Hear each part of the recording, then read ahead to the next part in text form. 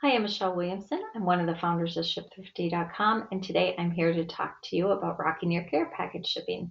So, our tools allow individuals, people, small businesses to create shipping labels on their own, be able to put them on packages, and get that stuff off. You can use it for returns, you can use it for sending holiday gifts, birthday gifts, whatever you need to from a personal standpoint. But we also do military shipping. And we don't just do military shipping, that is our expertise. So we help nonprofits across the country and other groups send care packages to our troops. It's one of my favorite things that we do. And our tools are so robust, we even have major corporations use them because it cuts so much time out of their process. But there are a lot of challenges that come with shipping care packages. I still see people manually doing those handwritten forms and waiting in line at USPS. I don't quite get that one, but I get change can be scary. But managing spreadsheets and keeping track of all this data, it leaves room for risk, data entry errors, address issues, and other things that can be prevented. And then, of course, there's the whole aspect of staying up to date with USPS rules and regulations, and they are constantly changing. So we do that. We share that information as we come along. But those hidden things, those little errors that we just talked about, inefficiencies, there's a cost to that. There's a huge cost to that, from wasted time and resources to those return packages, which are really a bummer. And it kills me every time I see them come back because I know how hard you guys work to raise your funds. And it's when they come back, it's just devastating because you're not supporting the mission that you set out to do, which is getting the service members packages, which causes them to be upset if they know they're coming. And your supporters get disappointed too. So that's a real bummer. So I'm going to talk to you today about 6 ways that ShipThrifty transforms your shipping. Aside from, us being a vast resource for you guys, we really, really focus on service member support and keeping them safe. That protection is a huge thing. So our tools are secure, they're encrypted. We have what's called a care package request form, and that whole form is encrypted and secure from the time that somebody fills it out to the time that it passes into your personal private ShipThrifty address book.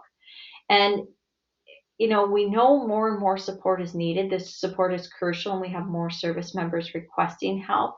And so we've added the ability for them to say, it's okay for you to share my address with another group that follows OPSEC so that they know that you're still keeping them safe. And in the tools, the second screenshot there, that little yellow highlight is a way to literally be able to transfer an address from your address book to another ShipThrifty's user account address book securely. So aside from being secure, you guys need to focus on your mission, right? You don't need to be doing spreadsheets and all kinds of crazy stuff. So in our last set of releases that happened a few months ago, one of the things that we did was we totally automated address management. And what that means is if you are doing, the top image there is a screen snap of our lack of words here, our address collection. So you have a spreadsheet, so it's a template. And you can literally put fields in there to say who submitted a package, what their start and stop date is, and then whether it's males or females and how many are in the group. When you upload that, just like the care package request form in the bottom left, that data automatically goes into your ShipThrifty address book. So it's right at your fingertips,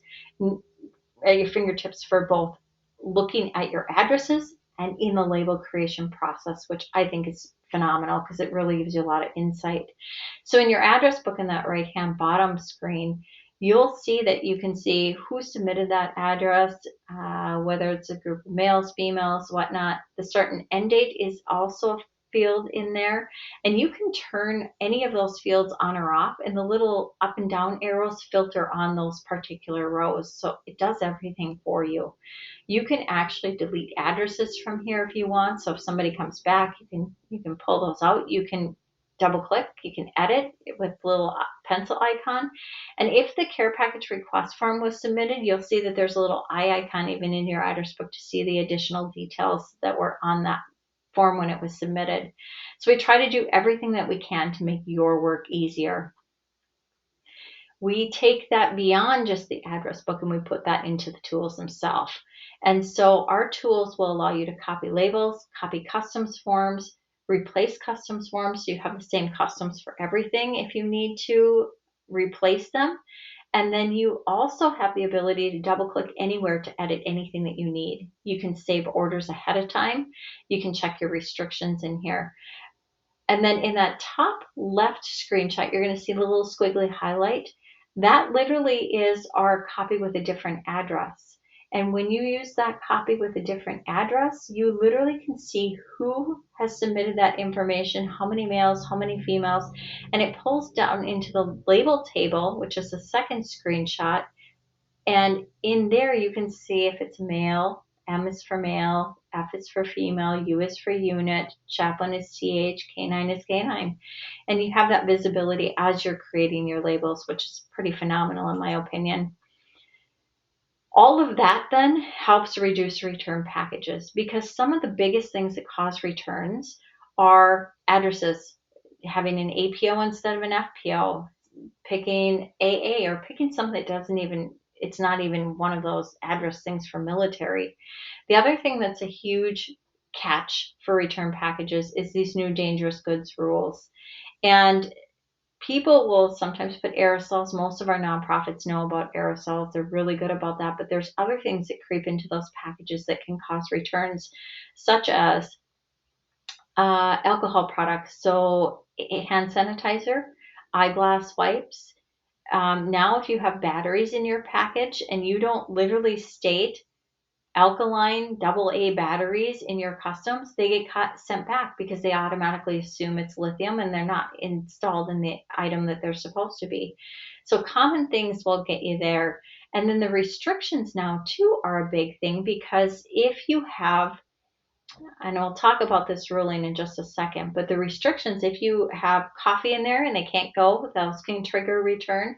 Same thing with non over-the-counter meds. I was going to say non-aerosol again, but over-the-counter meds. And then meat products can do it too. So not just pork, but meat products. There can also be box size restrictions. So you got to know what's restricted, I guess is what I'm saying. That's where our expertise comes in, because we're always here to help you. These are two pieces of how we help in timely updates, insights, and then, we also have a ton of resources for you guys. But this enhanced customs requirements is a big one that just came out on July 14th. And it's something that you guys got to be aware of this year, because if you have beef jerky on your list and beef jerky's in your box, it could potentially cause that package to be returned and you're out that money. The other thing that they're doing in this enhanced customs, if you look at that middle image of insights, if that customs documentation is not detailed enough, they will potentially send those packages back. So a lot of people used to put snacks and hygiene. It's not okay anymore, guys. They're going to be checking for the more detailed information. We started seeing packages come back about 3 months before this release even went in, for people who, just put snacks and hygiene in there. And then we also had instances where things were off in count, and they're not going to literally be counting every single item that you have in that box. But if you have, let's say you do separate baggies of items for your care packages, and you have, maybe you say you've got 14 of those things, but there's 14 and you multiply that because there were 5 of them in the bag, between all the baggies, that's going to get you. So, we can have a separate conversation on some of that stuff. I'm going to keep this moving along, but you're welcome to schedule with me at the end if you see that. The other thing that we're really big about is this community that we're building to support our service members. In the last year, we've got this private VIP group and the resources that I just shared with you.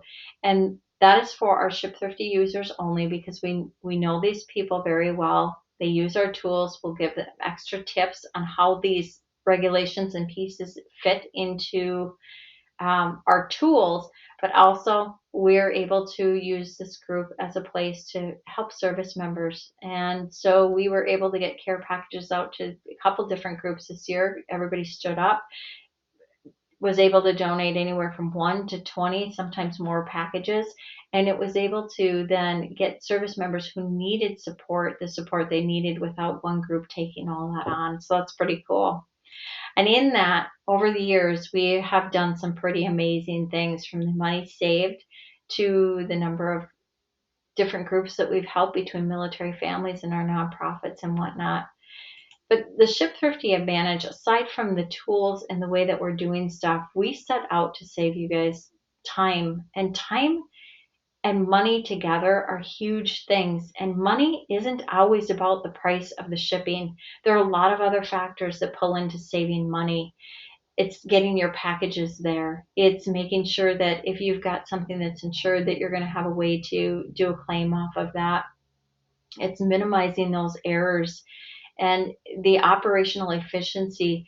Most groups that use our care package request form save over 40 hours a year just on the admin work behind that care package request form alone. And I know, nonprofits are donated time, but there's a cost to that donated time too. It's your people want to work on the mission. They don't want to do the admin tasks. And so we know we are your best partner because we know this like the back of our hand, and we want to see you succeed. So we also have ways for you to earn funds, and we've got a couple different new things this year that we can share with you. One of them is we're upping our partnership program to change things up a little bit, and that partnership program is going to allow you not only to get dollars back, but to share in a bigger array. So whether it's on your website, you can create a shipping button now in this new tool, and you can put a ShipThrifty shipping button on your website. You'll automatically earn funds from that.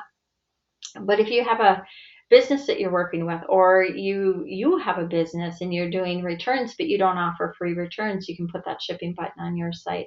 We've got some companies who are looking at using it as an employee benefit. So we're always looking out to help you. Share us for your care package shipping, business or personal. It's about making this better for other people as well. And I just want to say, over the years, we've done some pretty amazing things with a lot of the groups that are probably listening to this, or people who don't know about us yet. And it's all about empowering you guys and elevating you guys so you can do more and we can support more of our troops. So we look forward to talking with you more. If you've got questions, you want to schedule a meeting, you want to talk about specific situations that you're running into with your care packages, feel free. We're always happy to help you guys out, and we look forward to working with you. Thank you.